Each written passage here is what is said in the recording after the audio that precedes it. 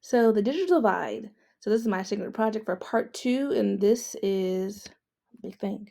So the problem is that for the Tuscaloosa County school system, is a district that has just started a technology initiative as a one-to-one model. So each student basically in the district will have access to a school iPad to be used at school and at home. So the digital divide is really just a lot of more about marginalized communities or just communities in general that do not have adequate access to reliable internet access outside of school, and also relates to students struggling academically and with negative grades as an effect because of not having reliable internet access. So the COVID-19 really kind of expanded the prevalence of the digital divide due to many families not having reliable access to internet and students' grades suffering as a consequence. So a hypothesis I came up with is that if implementing a technology plan, so hopefully an after-school program or community partnership to aid the students that have limited internet access, this will help increase student grades for the online assignments they are doing. So the procedures would be, first step is be dividing the students from free and reduced lunch, and the control group would be the students that do not receive free and reduced lunch. The second step will be having the students, the test group in the same math and reading classes. So this is across 10 classes, 5 math and 5 English classes as well.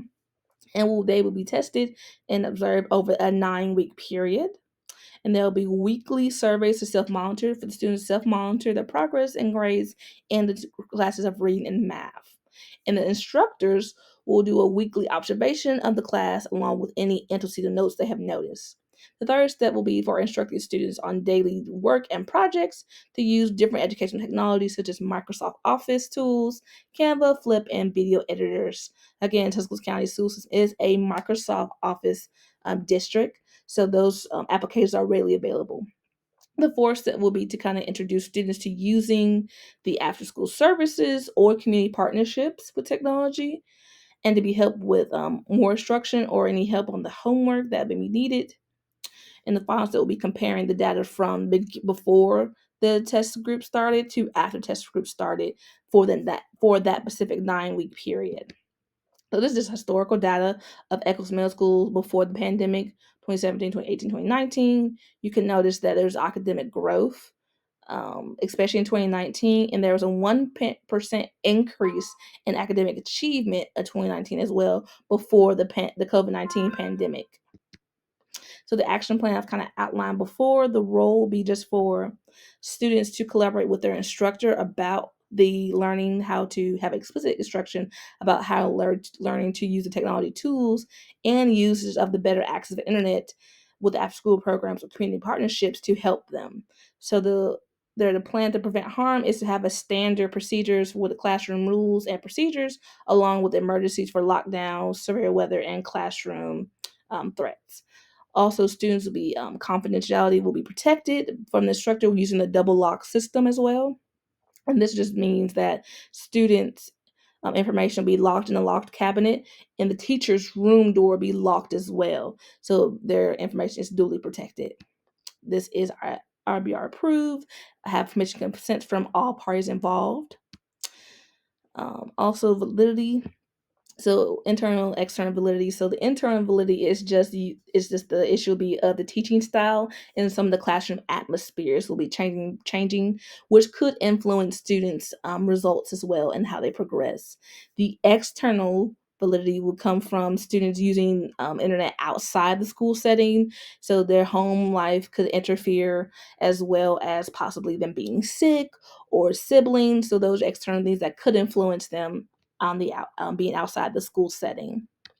So instrumentation and collaboration. So I'm mainly working at one grade level. This is 8th grade. So 5 English classes and 5 math classes, and this is where they'll kind of the study will use school issue iPads and paper surveys. The main goal of the study is to kind of make sure students are being explicitly taught how to use technology, and also to provide reliable internet and proper internet to access to help student with academic achievement as well.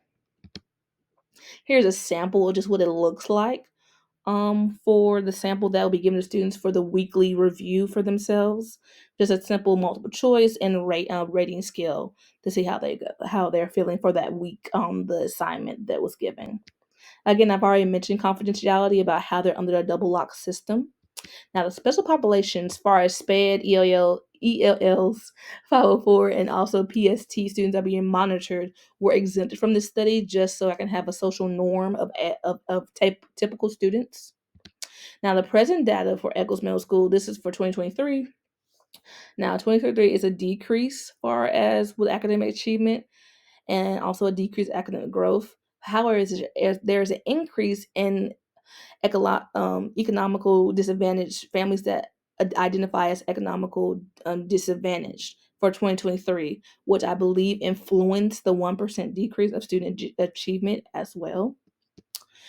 So here are some of the connections that were made for between the two. So the action plan was implemented in 2023 for the 9-week period. The action plan is compared to 2022 data just to see how it has gone. So the student academic achievement decreased just by 1% from the previous year. However, again, I've kind of mentioned many families identify as being economically disadvantaged, with a 43% stated in 2022, and then the increase was 65% for the very next year. So that can really influence a lot how how students recuperate in school and just general attitude and just availability of resources. Also, teachers use a lot more paper to accommodate for students not always having technology, so that also influenced as well. So kind of a reflection. So from original plans already been stated for a lot of these, but the changes I would make to that plan would be kind of to incorporate more of the special population to see what would have been better to look at for for all students, especially with special population, about what works best for them as far as ELLs, SPED, and PST students are being monitored, and 504 students. Now, Eccles Middle School now is officially a Title I school, so they have additional funds, they have additional also accountability. So then that will be more of collaborating with the school team about what to be done for that as well, what's already been done, what is in the future. So that'll be more of a collaboration about maybe the plan should have been adjusted for that. Also, I will kind of ask on the options for students. I'll just kind of implement just one type of additional help, like just after school, not after school and the library transportation or community partnership, because that's a split between the two, a bit too much to measure. Now, I think the after school program would have been more beneficial because it'll be in the school, which wouldn't conflict so much with, other after school activities such as sports, choir, band, and things like that. That would have been a change I would have made to the original plan. So some of the additional research ideas we could have looked at would be do more research about what can be done, how successful schools systems use technology. So what do they do? What does their PDs look like to help teachers? How do they teach this? And how do students respond to certain interventions? That will be something to look at. What more research about effective supports for technology with SPED students. So between also the functional students and the inclusion SPED students, that's a big difference that could have been noted. Also looking at ELL students, there are some students that are at level 1 that just know very little English, and some students are at level 3 or 4, which know more English, and they just need help more so with comprehension and listening. Also look at different community partnerships for schools, and a lot with Title I schools, we have a little more sway with money, and more partnerships could be available that could help schools with the student achievement with the technology. What grant opportunities we could have looked at for Title I schools, especially that can help with student achievement. Could we get more resources, more partners, more staff that could help with that as well? That's an idea we could have looked at. Also, what's the best practice to help economically disadvantaged families?